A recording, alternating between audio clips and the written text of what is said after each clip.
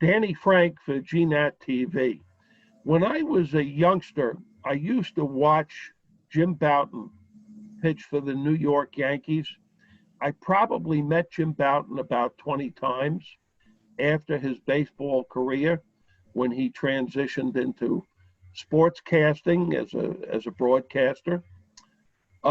Jim Bouton was an occasional visitor to southwestern Vermont for many years. He lived by Pittsfield, Massachusetts. And recently, Mitchell Nathanson, a professor of law at Villanova University in Pennsylvania, wrote a book called Bouton, The Life of a Baseball Original. It is published by Nebraska, and it has received a fair amount of attention, including an excellent book review in the Wall Street Journal. Professor Nathanson, welcome to Danny Frank. And we're coming to Zoom or via Zoom instead of our normal studio. And without success in preparation for this interview, I tried buying a copy of your book at two local bookstores, one of them being Northshire Books, which is in Manchester, Vermont, and ranked as one of the finest independent bookstores in America. They were sold out of their copies of your book. And the other store I tried had your books on order. So that's where we're beginning here. What motivated you, Mitch Nathanson, about as a Pennsylvania law professor to write a definitive work about a better than average New York Yankee? Yeah, well, first of all, I'm glad to hear that the book is sold out in in bookstores, which is nice. You know, you write a lot of these things and you don't really know what the market's going to be. You know, you don't set out to write a biography of Jim Bouton with the expectation that it's going to be, you know, a bestseller. The attention that it got's been pretty surprising. But, you know, you asked me, why did I want to write the book? I just found him an interesting person, which I think is why the biography is selling, by the way, because he's just a fascinating guy. I don't know if there are that many fascinating professional athletes out there. You know, there are a lot of great athletes, but there's not a lot of athletes who you really have much of an interest in their lives beyond baseball, anything related to baseball. Bouton's one of those few guys. And so I was always interested in him ever since I was a teenager. I just found him fascinating. I remember when he was making his comeback with the Braves in the 70s, and I just thought it was just incredible that this guy at that time, he looked like an old man to me, only in his like late 30s, 38, that this guy was trying to make a comeback. And I just found him fascinating. And so that's why, you know, I'm in Pennsylvania and he really has no connection to Philadelphia.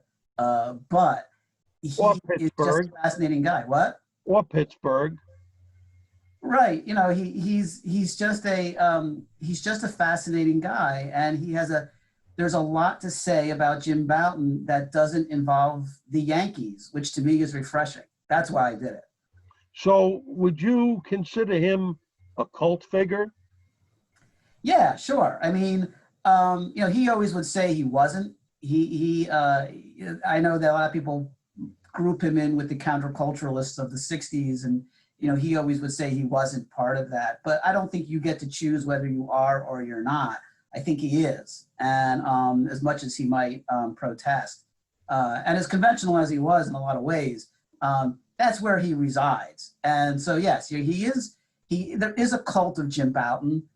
There's still a cult of Jim Bouton, which is another thing that's incredible. Since, you know, Ball 4 came out a half century ago, and there are still people who read it every year, getting ready for spring training and getting themselves back into thinking about baseball and things like that. It's just, to me, how many guys can you say that about? Particularly guys who weren't that great. I mean, yes, Mickey Mantle, I get it. Mickey Mantle, Jackie Robinson, Babe Ruth, those are, you know, iconic athletes. But Bouton wasn't. And yet I think Bouton stands up there with the rest of them, even though on the field he certainly is no match for those guys that I just mentioned. You know, with Bouton, the thing that made him iconic was the fact that he was not a superstar, right? And he wrote about it in a way that people were able to relate to it, maybe because up to that point, a lot of the books were, and as you say, still are, about superstars. You could read about those guys, but you couldn't relate to a Mickey Mantle. You know, that guy was born with just such incredible talent. Most of us just, we can only imagine what that's like. But Jim Bouton is a guy who was an everyman. And even when you saw him pitch, he looked like a guy who was just putting everything he had into every pitch. And I think people related to that, even before Ball 4 came out, people related to that. And then once Ball 4 came out, people could read that book and they got a little glimpse into the locker room, but they also could see that these were everyday people and not these mythic giants. And I think that's the thing that places Bouton in, up in the pantheon with all these other guys who were better. And it's ironic that he's in the pantheon because he's not in the pantheon. But that's why he's there. Well, just to dwell on that a little bit more, and again, the acknowledged fascination, I mean, and again, personally, I watched Jim Bouton pitch at Yankee Stadium, and then in his later years got to know him, and he appeared to be a better than average pitcher, of course, with a prestigious team, which often won games, but I never considered him to be a great pitcher when compared with contemporary, say, like Bob Gibson, Don Drysdale, Whitey Ford, Mudcat Grant, or Jim Cat, who I've had on my program here. Again, he was maybe a little above average. Yeah, I don't even know if you can make the argument that he was above average. I mean, he had 2 really good seasons, but he's a 500 pitcher. He only won 61, 62 games. He made the major leagues and he stuck around for a while. And he has 2 good seasons that are really good seasons, but I don't think the arc of his career is I don't think he would even put him in the average range. But for the fact that he had those 2 seasons, he also had them with the Yankees.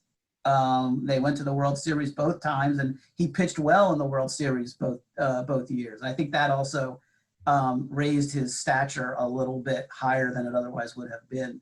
Beyond that, I mean, I think that's a reason why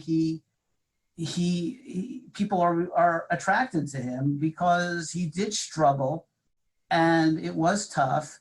And not only that, but he would talk about it. This is even before Ball 4 came out, as I read about in the book. People were fascinated with Bouton before Ball 4. And because he would talk about it. Most guys wouldn't, they don't want to dwell on the negatives. They're into positive thinking and things like that. And yeah, Bouton was into that as well, but he would talk to you about the fact that he wasn't pitching well, his arm hurt him, he was struggling, he didn't know what was going to happen from one start to the next, even if he was going to have another start. And I think if you're a baseball fan, you relate to that. It's the humanity of it, which I think drew so many people to him, even though, I said, I don't even think he's an average pitcher, big league pitcher. Having said that, to be in the big leagues puts you way above average. But, among those people, But you're describing his personality. Is that part of the talent he seemed to have for merchandising himself in a variety of ways? I don't know if I would categorize it as merchandising himself. Marketing. Excuse me? Marketing. I don't think I would characterize it as that either. I think he had a lot of interests, and whenever he had an interest, he would go in full bore. And I don't think that he went into things to put his name out there or to draw attention to himself. I think he did things that he thought were really interesting, and he thought other people should know about it, because if he thought it was so interesting, he thought, well, everybody would think this is interesting. Well, the reality is maybe not everybody does, but that's not how he thought. I think that translates into what looks like marketing or merchandising, but it's not marketing or merchandising.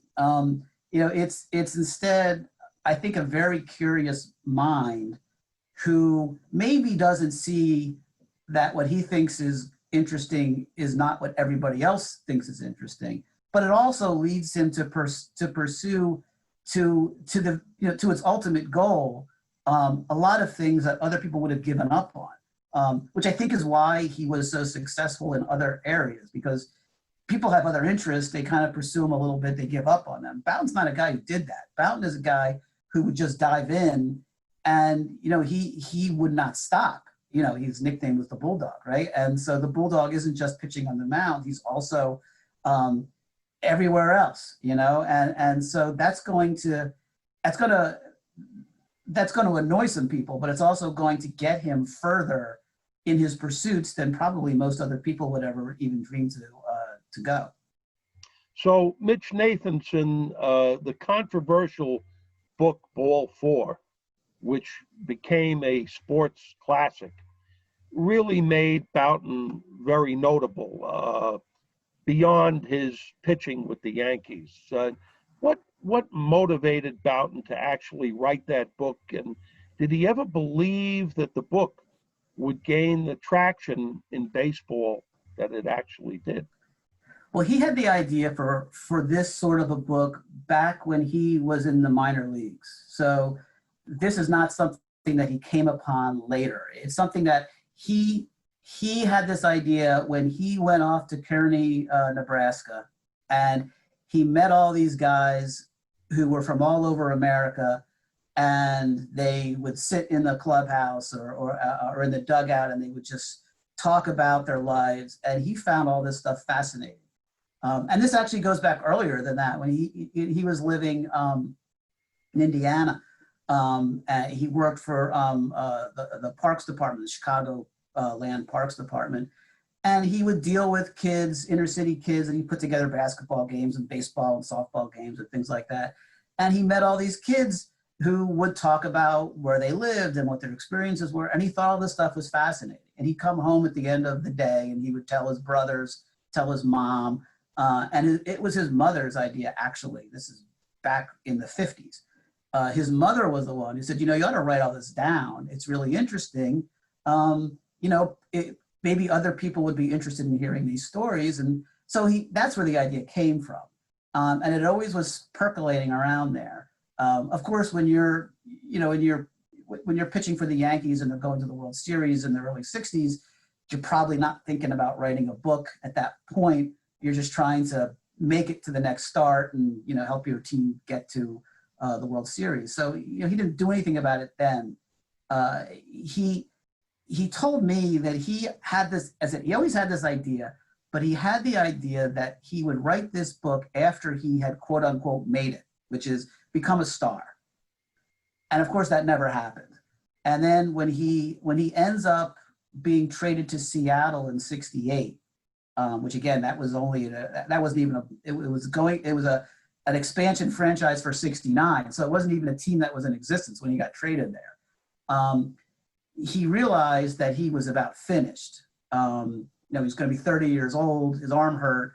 He was not going to be a star. And he one of the reasons why he decided to go to Seattle, because he was considering not going, was to consider this idea of maybe writing a book about all of this. And he realized if he was ever going to do it, this is probably the last chance to do it. He certainly did not think that this was going to be a cultural sensation.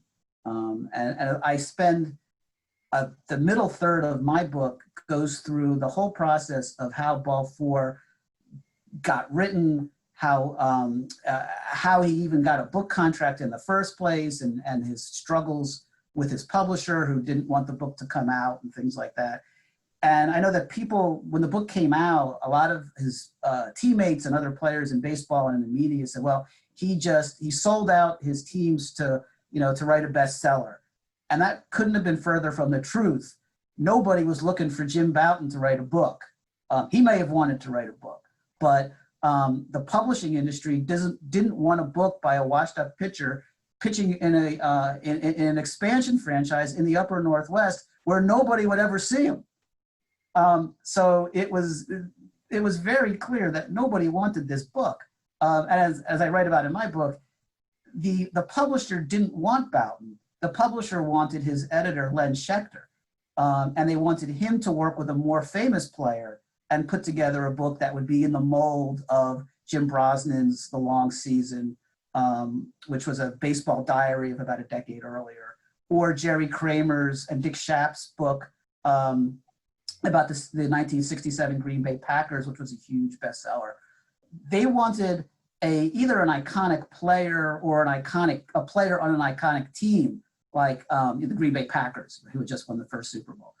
They didn't want a washed-up guy pitching for an expansion franchise, and Schechter had to be the one to sell the publisher on Bouton.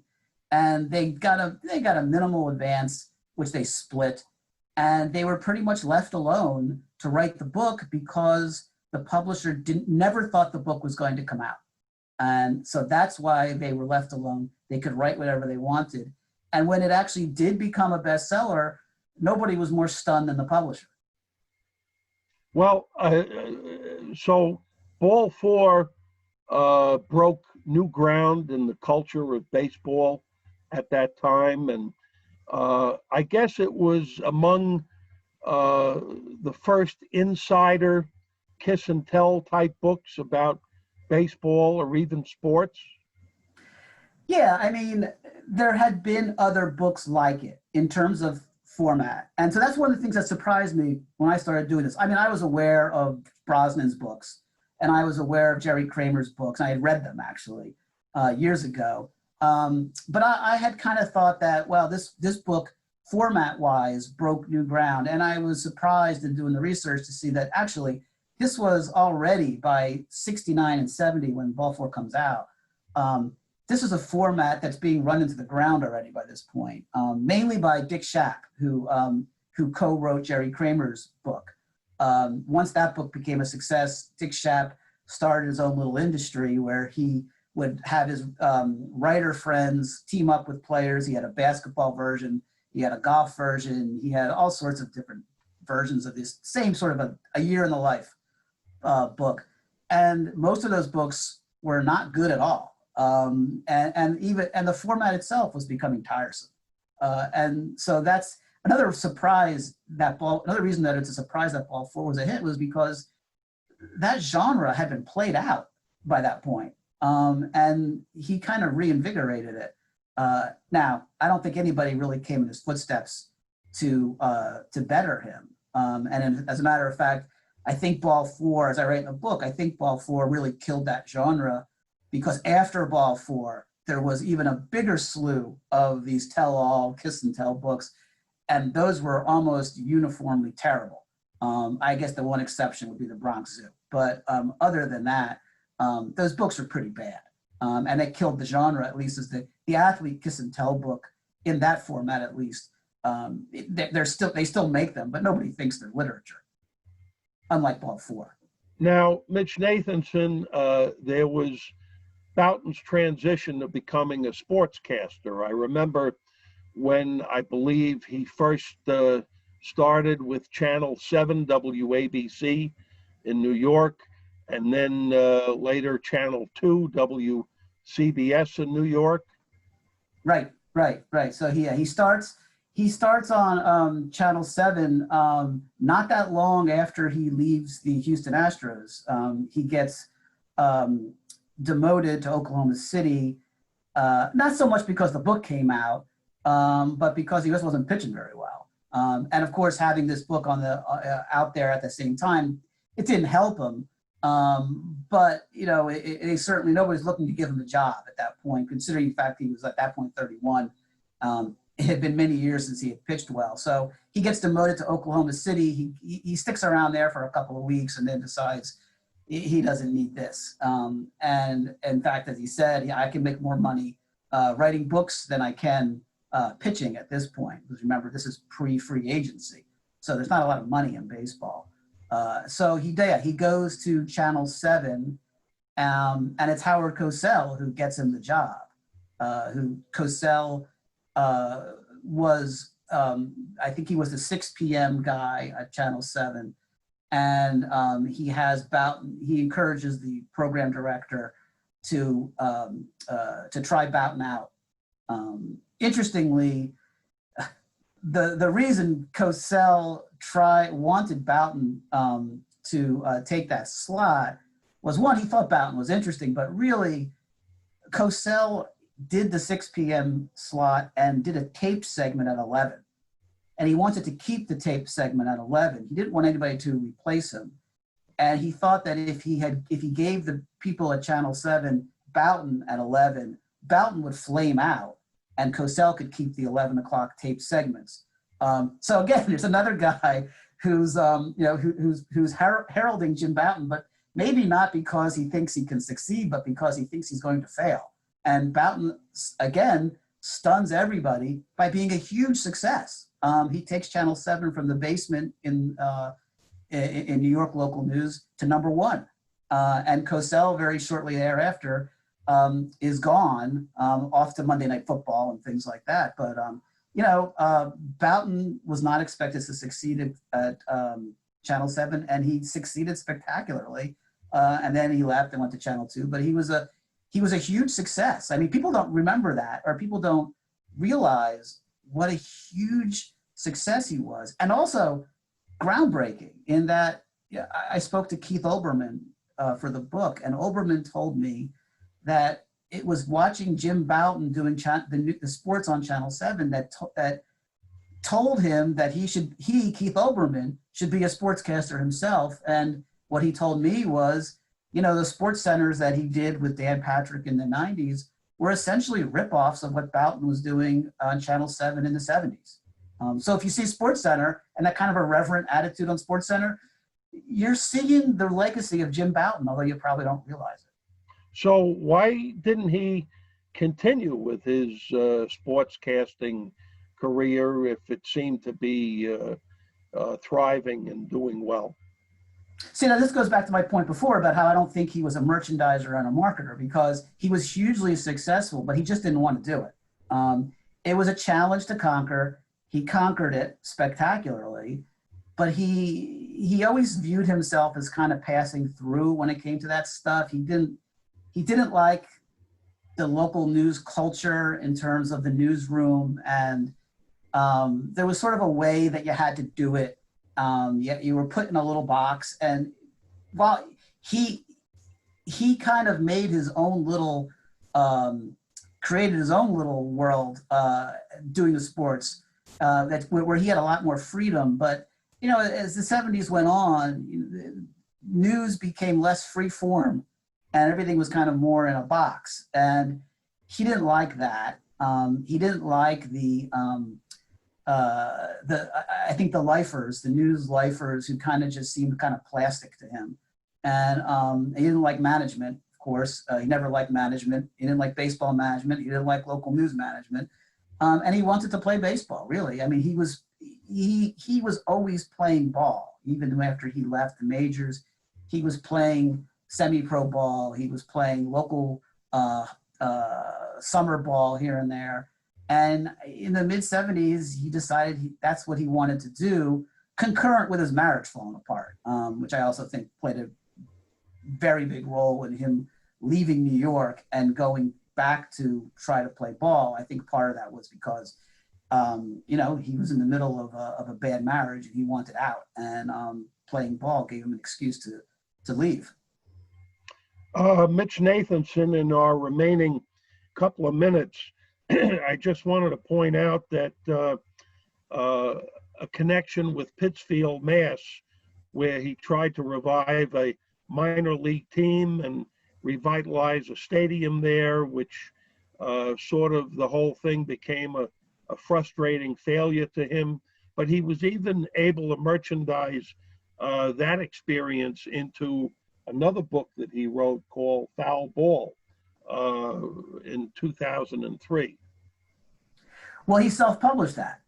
And so I have a whole section in my book about what happened with that in terms of the publication of that book. He had to deal with public affairs, and again, I don't think it's merchandising so much as I think he had an interest and he liked to write, and so he had this idea that he could save this ballpark, and in the beginning, it wasn't so much he was going to write a book about it. It was when things went south with the ballpark, and he saw what he perceived as just a lot of corruption, that he started taking notes again, and he thought, well, maybe I should write this down, and maybe there's a book in it, and that's what Foul Ball is. And the book, if you read the book, he talks a little bit about, I guess in the paperback version, he talks a little bit about what happened with his publisher there and how that all went south. And I got into that a little bit greater depth than I think he did. But that's also an interesting story. It's a lot of it is about Bouton tilting at windmills, and just pursuing what he sees as an injustice and trying to right it. And you could say that maybe it was too much to take on by himself, or whatever you want to say, or he misperceived this or misperceived that. But I think his intentions were good, and he's a person who's trying to do the right thing. Maybe it doesn't always come out looking that way, but he is always. It seemed to me that he always seemed to have good intentions, and he just pursued them to the nth degree. Sometimes for better and sometimes for worse, and most things, there's a little bit of both. So what would Jim Bouton say today about what's happening in baseball with COVID-19 and with the political messaging which many professional baseball players are making today? Well, obviously, I think he'd be in favor of the messaging. I think he would probably say that Major League Baseball is as per its usual, being hypocritical about how it conveys its message, in that on the one hand, it seems to superficially support this or that, but then really it doesn't. At the end, it's an old boys network that is always going to be an old boys network. And yeah, they nod here and there towards progressive ideas, but they don't really embrace them. And I guess really you can't really expect them to. And I think that's his take. Would be that take. His take, I believe, would be there's a fair amount of phoniness emanating from the commissioner's office, emanating from the owner's boxes, in these superficial nods towards Black Lives Matter or things like that. I mean, they certainly could do more if they wanted to. They clearly don't want to. All they want is for people to get off their case and maybe focus on Daniel Snyder and the Washington football team instead. That I think if the world focused on them and not on baseball, baseball would be thrilled if they're, and that's all that they really care about. And I think that would bother Bouton, and I think he would say something about it, and he'd probably write an op-ed in the New York Times about it. And I think the one unfortunate thing about not having Jim Bouton with us today is that I think we would really benefit from reading what he has to say about it today. I mean, I'm guessing, but it'd be great to actually read what he has to say about it, because I'm sure he'd have a lot to say.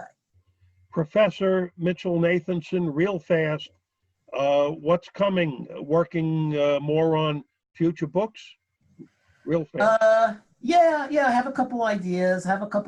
About more about. I found I'm interested in the writing of sports, and I have a couple of ideas about that. I'm not quite sure what's going to congeal, but I'm still trying to recover from this last one. So hopefully sometime soon, I'll go on to the next thing. We're talking to Villanova University professor Mitch Nathanson. He is the author of a current book, Bouton, The Life of a Baseball Original. It's published by Nebraska. And thank you for being with us as our guest. This is Danny Frank for GNAT-TV.